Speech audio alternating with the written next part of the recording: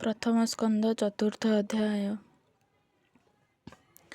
ଏମନ୍ତେ ଭାଗବତ ବାଣୀ ସୁତ ମୁନିଙ୍କ ମୁଖ ଶୁଣି, ମୁନିଙ୍କ ମଧ୍ୟେ କର୍ମସୁଧ ସୌନକ ନାମେ କୁଳବୁଧ। ସର୍ବମୁନିଙ୍କ ଅବଧାନେ ପୁଛନ୍ତି ମଧୁର ବଚନେ। ସୌନକ ଉବାଚ ହେ ସୁତ ତୁମ୍ଭେ ମହାଧୀର, ବକତା ଜନ ମଧ୍ୟେ ବର। ଗଙ୍ଗାର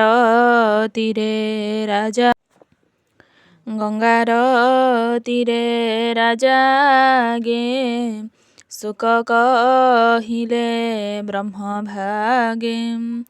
ଏ ଭାଗବତ ଧର୍ମ କେବେ, ବ୍ୟାସ ରଚିଲେ କେଉଁ ଯୁଗେ।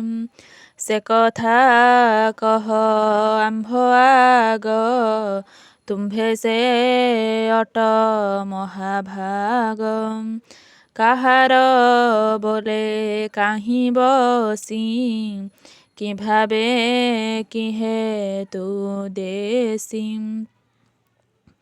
ଶୁକ ଯେ ତାହାଙ୍କ କୁମର, ସମଦରସି ନିର୍ବିକାର।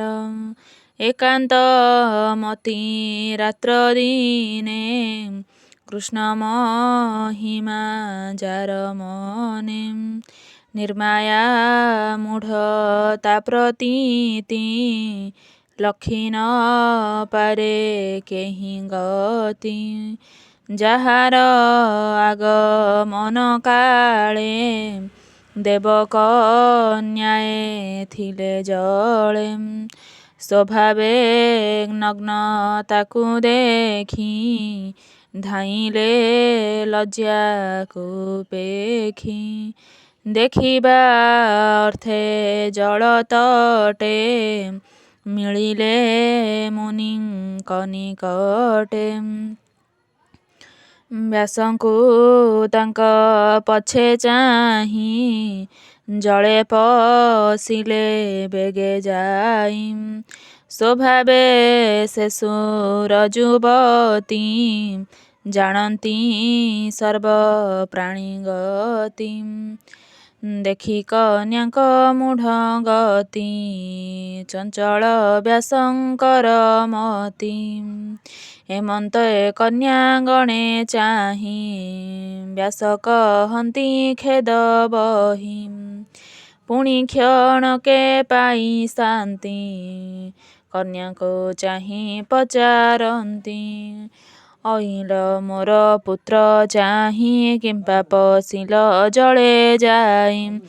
କିସ ତୁମ୍ଭର ବେଭାର, ସେ ଶୁକ ମୋହର କୁମର।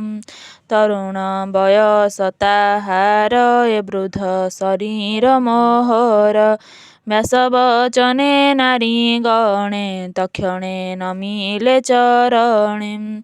ବୋଲନ୍ତି ବ୍ୟାସ ମୁଖ ଚାହିଁ, ସଂସାର ତାଙ୍କ ଦେହେ ନାହିଁ।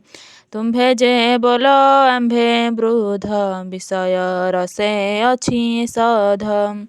ଏ ଘେନି ହୋଇଲୁ ଅନ୍ତର, ଆମ୍ଭର ଦୋଷ କ୍ଷମା କର। ଏମନ୍ତେ ଗଲେ ନାରୀ ଗଣେ, ଶୁକ ରହିଲେ ସେହି ବନେ। ସେ ଶୁକ ମୁନି କିସ କାର୍ଯ୍ୟେ, ପ୍ରବେଶ କଲେ କୁରୁ ରାଜ୍ୟେ। ଉନ୍ନତ ଜଡ଼ ରୂପ ବହି, ତାହାଙ୍କୁ କେହି ନ ଜାଣଇ।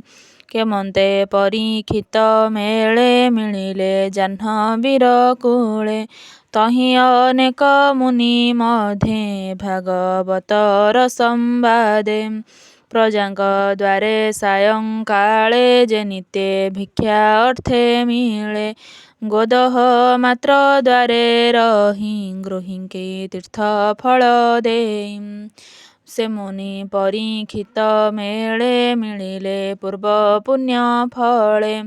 ସେ ପୁଣି ଭାଗବତ ଶାସ୍ତ୍ର କହିଲେ ତ ଆଚମ୍ବିତ। ସେ ଭାଗବତ ପରୀକ୍ଷିତ ସ୍ୱଭାବେ ଅଭିମନ୍ୟୁ ସୁତ। ତାହାଙ୍କ ଜନ୍ମ କର୍ମ ଯେତେ କହିବା ଆମ୍ଭର ଗ୍ରତେ। ଅଦ୍ଭୁତ ପ୍ରାୟ ତାହା ଶୁଣି ତରିବୁ ଭବ ତରଙ୍ଗିଣୀ। ସେ ସର୍ବ ରାଜାଙ୍କର ସାର ପାଣ୍ଡବ ବଂଶେ କୀର୍ତ୍ତିଧର। ଏଡ଼େ ସମ୍ପଦ କରି ଦୂତ କିମ୍ପା ରହିଲେ ଗଙ୍ଗା ତୀର। ଶତ୍ରୁ ରାଜାଏ ଯାର ପାଦ ନମନ୍ତି ଦେଲଣ ସମ୍ପଦ। ଯୁବା ବୟସେ ନରପତି ତେଜିଣ ଅଚଳ ବିଭୂତି। ଯେହୁ ଶରୀର ଏ ସଂସାରେ ବହଇ ପର ଉପକାରେ। ହରିଚରଣ ଚିନ୍ତି ଚିତେ ଯେ ରାଜା ବର୍ତ୍ତେ ଜନହିତେ। ସେ କିମ୍ପା ଛାଡ଼ିଲେ ଜୀବନ ଉପେକ୍ଷି ଗୃହ ଦ୍ୱାରା ଧନ। କହ କାରଣ କିବା ଅର୍ଥେ ସଂଶୟ ଛାଡ଼ିବ ଯେ ମନ୍ତେ।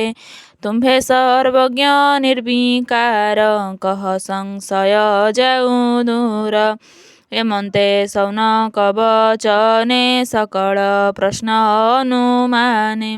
କହନ୍ତି ସୁତ ମହାଋଷି ମୁନିଙ୍କ ପ୍ରଶ୍ନ ପରଶଂସି। ସୁତ ଉବାଚ ଶୁଣ ସକଳ ମୁନିଜନ ଶ୍ରୀକୃଷ୍ଣ ଚରିତ ବିଧାନ। ତ୍ରେତୟା ଯୁଗ ଭୋଗ ଅନ୍ତେ ଦ୍ୱାପର ଯୁଗ ଉପଗତେ। ବିଷ୍ଣୁର ଅଂଶେ ବ୍ୟାସ ମୁନି ଜନ୍ମିଲେ ନର ଦେହ ଘେନି। ପରାଶରଙ୍କ ବୀର୍ଯ୍ୟେ ଜାତ ଯୋଜନ ଗନ୍ଧା ଗର୍ଭଗତ। ସେ ଏକ ଦିନେ ପ୍ରାତ କାଳେ ସ୍ନାହାନ ସାରି ଗଙ୍ଗା ଜଳେ। ଏକାନ୍ତେ ବଦରିକାଶ୍ରମେ ବସିଣ ନିଶ୍ଚଳ ଆସନେ। ପର ଅପର ଜ୍ଞାନ ଜାଣେ ସକଳ ଶାସ୍ତ୍ର ପରିମାଣେ। ଯେ କାଳ ପୁରୁଷର ବଳେ ଯୁଗେ ଉଡ଼ନ୍ତି ଅନ୍ତରାଳେ। ତାହାକୁ ନ ଦେଖନ୍ତି କେହି ବ୍ରହ୍ମାଣ୍ଡ ମଧ୍ୟେ ଦେହ ବହି। ପ୍ରାଣୀଙ୍କ ବଳେ ନିତ୍ୟ ହିଁରେ ଯୋଗ ସ୍ୱଭାବ ଅନୁସାରେ। କଳିଆଗମେ ପ୍ରାଣୀଙ୍କର ଯେମନ୍ତ ହୋଇବ ବେଭାର। ଶ୍ରଦ୍ଧା ଛାଡ଼ିବେ ଅତି ଦୂରେ ଦୁର୍ବଳ ହୋଇବେ ଶରୀରେ। ବୁଦ୍ଧି ହୋଇବ ଲୋଭେ ଗ୍ରାସ ସ୍ୱଭାବେ ଅଳପ ଆୟୁଷ। ଦୁର୍ଭାଗା ହୋଇବେ ସକଳେ ଏହା ଜାଣିଲେ ଯୋଗ ବଳେ।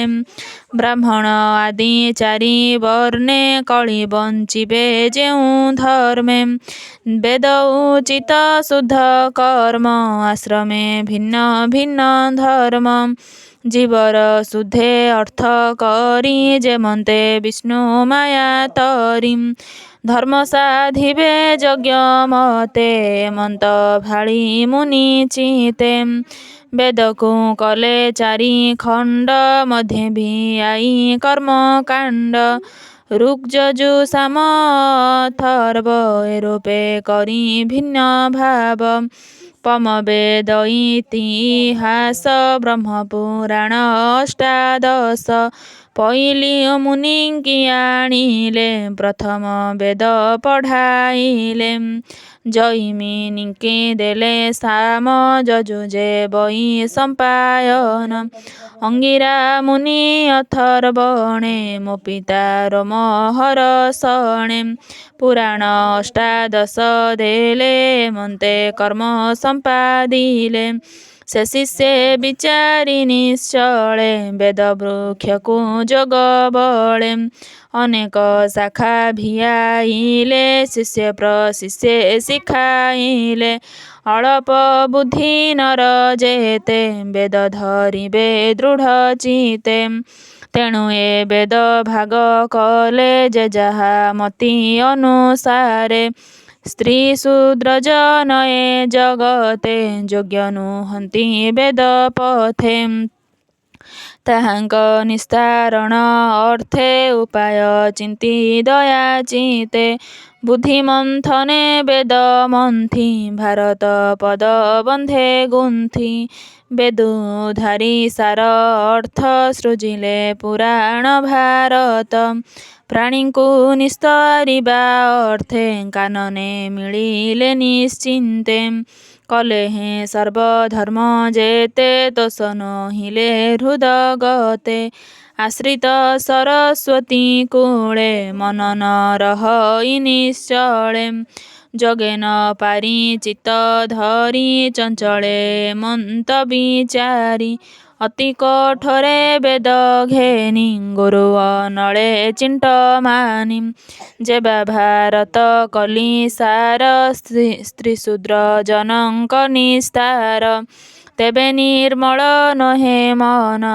ଚିନ୍ତା ଅନଳେ ଛନ ଛନ ଏ ମନ ଧରି ବିକେ ମନ୍ତେ ନିଶ୍ଚଳ କରି ଜ୍ଞାନ ପଥେ ଯେତେ ଚିନ୍ତିଲି ବେଦ ଧର୍ମ ବିଚାରେ ସେ ମାୟା ଭ୍ରମ ଏ ମାୟା ତୁଟଇ ଯେ ମନ୍ତେ ଶ୍ରୀକୃଷ୍ଣ ଭକ୍ତି ଯୋଗ ପଥେ କହିବି ଭାଗବତ ଧର୍ମ ଜଣେ ନ ଲାଗେ ମାୟା ଭ୍ରମ ଏମନ୍ତେ ହୃଦୟ ବିଚାରି ମନକୁ ନ ପାରନ୍ତି ଧରି ହେମନ୍ତ ସମୟେ ନାରଦ ଆସନ୍ତେ ଶୁଭେ ବୀଣାନାଦ ତକ୍ଷଣେ ସରସ୍ୱତୀ ତଟେ ମିଳିଲେ ବ୍ୟାସଙ୍କ ନିକଟେ ନାରଦ ଆଗମନ ଦେଖି ତକ୍ଷଣେ ଆସନ ଉପେକ୍ଷି କେତେ ହେଁ ଦୂର ଆଗ ସରି ନାରଦ କରେ କର ଧରି ବସାଇ ଉତ୍ତମ